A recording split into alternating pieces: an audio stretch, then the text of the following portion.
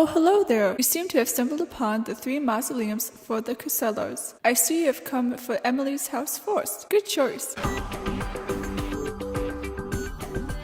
It's not often that travelers make their way into the forest, but these mausoleums were built in the 24th century. Emily's tomb was created in the style of her grandfather's dollhouse cabin. All of the buildings are in cabin style. Due to the family's love for log cabin, this cabin is self-sufficient, using wind and solar energy. Now let's step inside.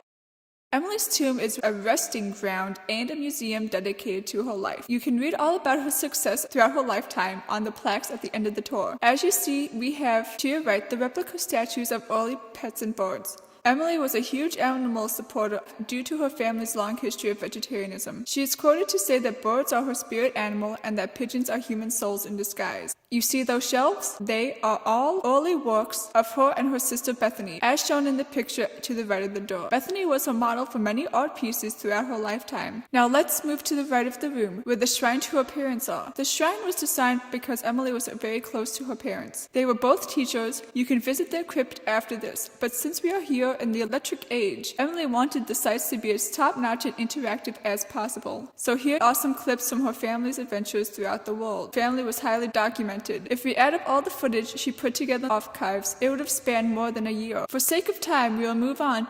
Alright, let's move upstairs. It is a ladder, so I must climb to her.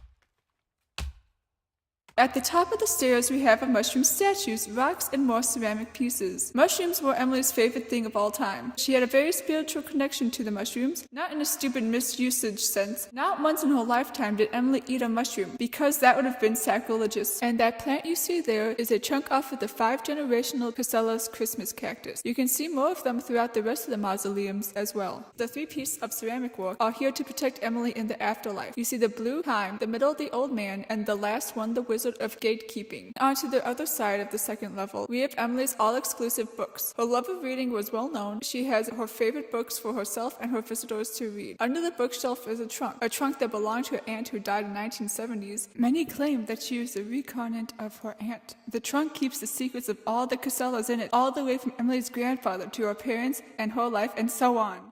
We have more sculptures of ducks, a telephone that looks ancient, but the family could use it in the 90s before cell phones came to the masses. I almost forgot, at the top is a Van Gogh sunflower print. That its history remains a mystery as to where the grandparents got it. Intrigued her since she was little. A foreshadow, no doubt.